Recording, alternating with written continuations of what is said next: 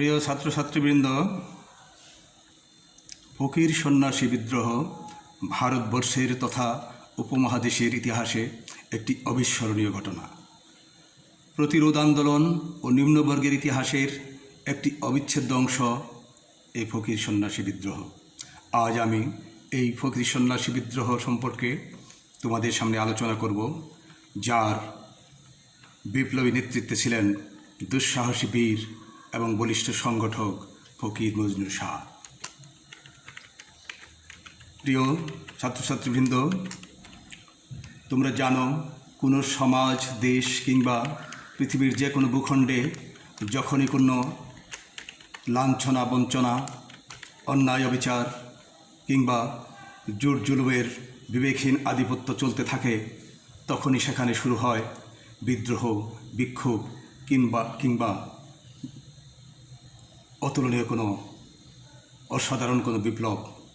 নিম্নবর্গের ইতিহাসে এ ধরনের অসংখ্য লাঞ্ছিত, বঞ্চিত, অবহেলিত এবং নিপীড়িত, নির্যাতিত মানুষের বিদ্রোহ এবং বিক্ষোভ কিংবা বিপ্লবের ঘটনা প্রবাহ আমরা লক্ষ্য করি। ফকির সন্ন্যাসী বিদ্রোহ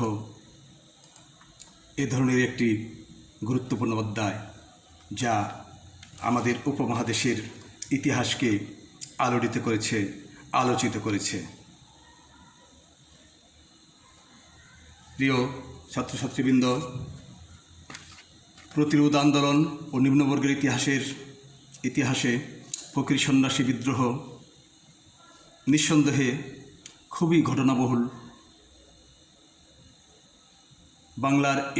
বাংলায় ইস্ট ইন্ডিয়া কোম্পানির আধিপত্যের বিরুদ্ধে অষ্টাদশ শতাব্দীর 60-এর দশকে শুরু হয় এই বিদ্রোহ এবং 90-এর দশকে স্তিমিত হয়ে পড়ে ক্রমশ। ইংরেজ ইস্ট ইন্ডিয়া কোম্পানি কর্তৃক প্রবর্তিত রেগুলেশন দ্বারা মুসলিম ফকির ও হিন্দু সন্ন্যাসীদের জীবনযাত্রা বিভিন্নভাবে ব্যাহত ও বাধাগ্রস্ত হয়।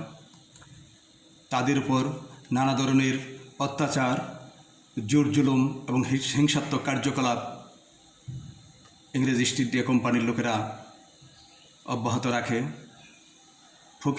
ফকির ও সন্ন্যাসীরা তাদের অনুসারী, ভক্ত ও সহকর্মী জনসাধারণের নিকট থেকে দান গ্রহণ করে তার উপর ভিত্তি করে জীবন ধারণ করতেন।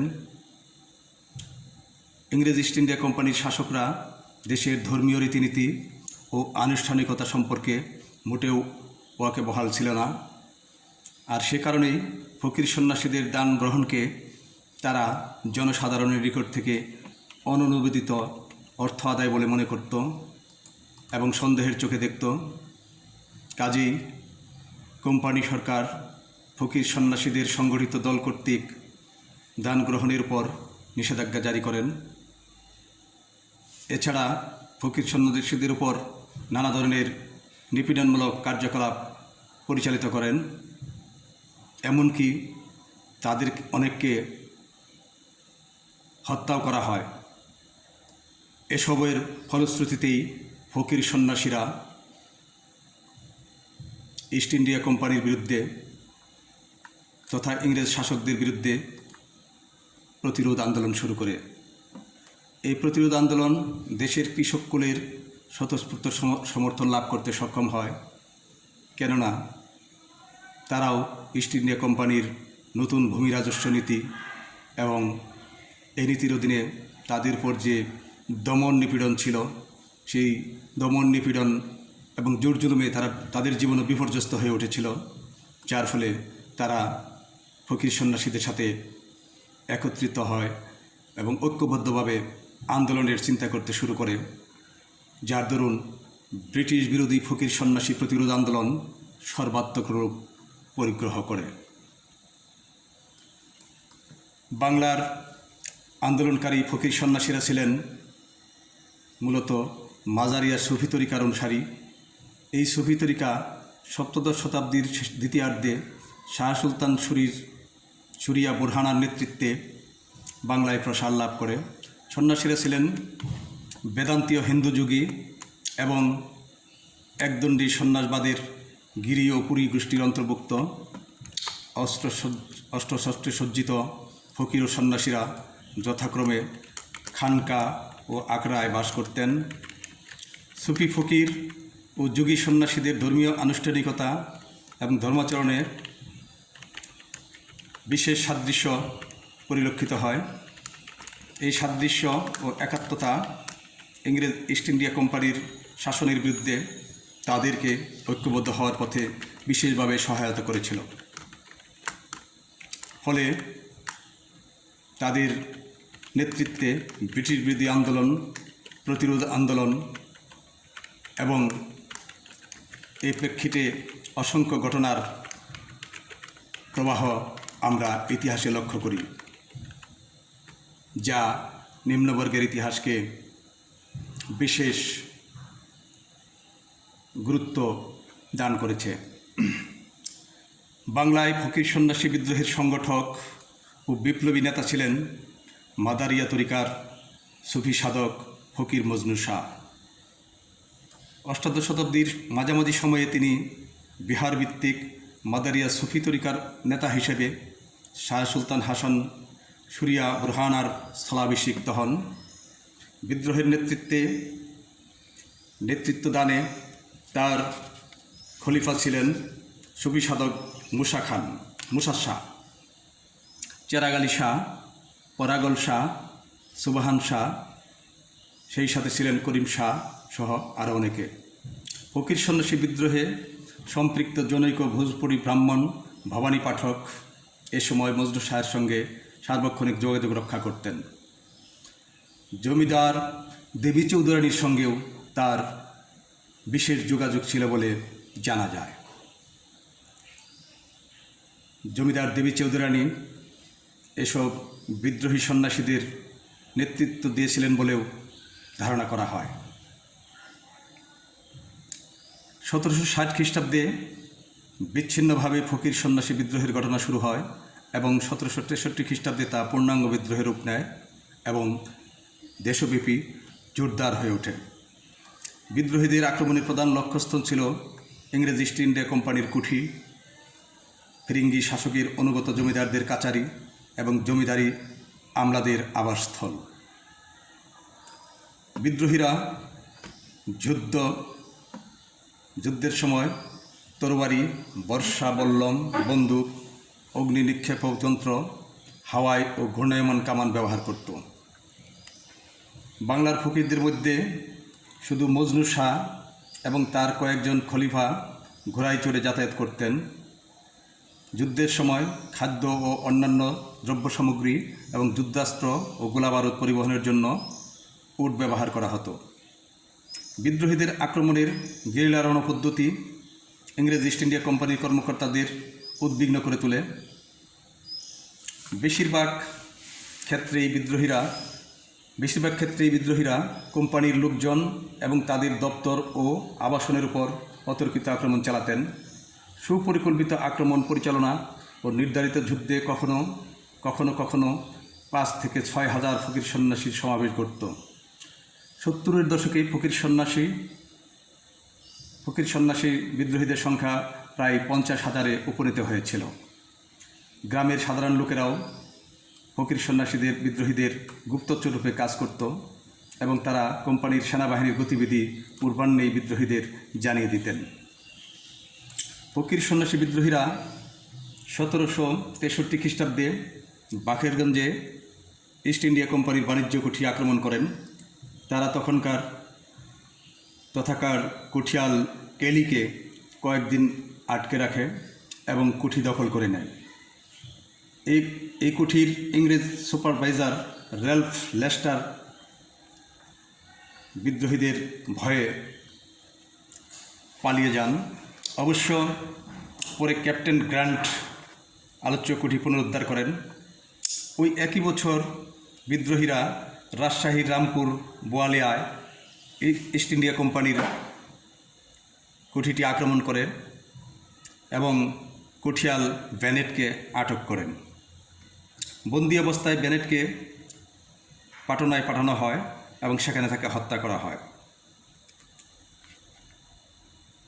1767 খ্রিস্টাব্দে রংপুর, রাজশাহী, কোচবিহার, জলপাইগুড়ি এবং কুমিল্লা জেলায় বিদ্রোহীদের আক্রমণে ইংরেজ ইস্ট ইন্ডিয়া কোম্পানি তটস্থ হয়ে ওঠে, আতঙ্কিত হয়ে ওঠে এবং এই আন্দোলন ক্রমশ তীব্র থেকে তীব্রতর হতে থাকে। উত্তরবঙ্গে বিদ্রোহীদের তৎপরতা প্রতিহত করার জন্য 1767 খ্রিস্টাব্দে ক্যাপ্টেন ম্যাকেঞ্জির অধীনে রংপুরে ইংরেজ ইস্ট ইন্ডিয়া কোম্পানির তথা ইংরেজ বাহিনী বিশেষভাবে অভিযান করে। এই সময় মালদহের ইংরেজ রেজিস্ট্যান্ট বারওয়েল কর্তৃক মার্টলের নেতৃত্বে প্রেরিত হয় একটি বিশেষ বাহিনী, যে বাহিনীটি বিদ্রোহীদের নিকট পরাজিত হয়, অর্থাৎ ফকির সন্ন্যাসীদের কাছে পরাভূত হয় এবং এই যুদ্ধে সেনাপতি মার্টল নিহত হন। ম্যাকেঞ্জির বাহিনীর আগমনের সংবাদ পেয়ে বিদ্রোহীরা নেপালের দিকে পশ্চাদপসরণ করেন। 1768 থেকে 1770 খ্রিস্টাব্দে শরণ বা বিহার, বেনারস, পূর্ণিয়া, রংপুর, দিনাজপুর, রাজশাহী, কুমিল্লা ও চট্টগ্রাম জেলায় ফকির সন্ন্যাসীদের আক্রমণ অব্যাহত থাকে এবং ক্রমশ এটা আরও মারাত্মক রূপ লাভ করতে থাকে। এভাবেই অবিভক্ত বাংলার বিভিন্ন স্থানে ফকির সন্ন্যাসী বিদ্রোহের অসংখ্য ঘটনা ঘটতে থাকে।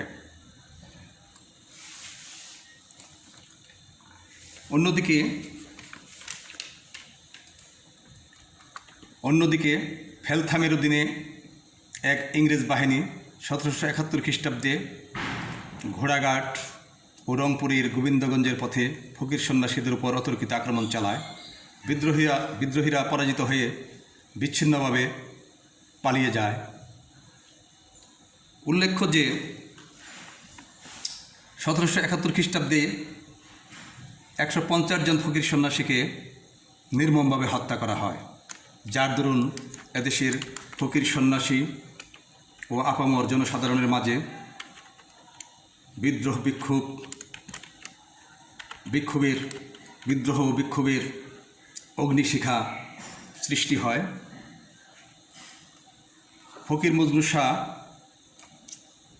বিদ্রোহীদেরকে সংগঠিত করতে থাকেন। তিনি আহত অবস্থায় মহাস্থানে ফিরে গেলেও সেখান থেকেই নেতৃত্ব দিতে থাকেন বিদ্রোহীদেরকে। এই প্রেক্ষিতে তার নেতৃত্বে এদেশের ফকির সন্ন্যাসীরা পরবর্তী বিপ্লবী কর্মসূচি এবং কর্মকাণ্ডকে আরও সুসংগঠিত করতে শুরু করেন। প্রিয় ছাত্রছাত্রীরা, ফকির মজনু শাহ ছিলেন আসলে একজন অসাধারণ বিপ্লবী নেতা। অভূতপূর্ব সাংগঠনিক ক্ষমতার অধিকারী ছিলেন তিনি।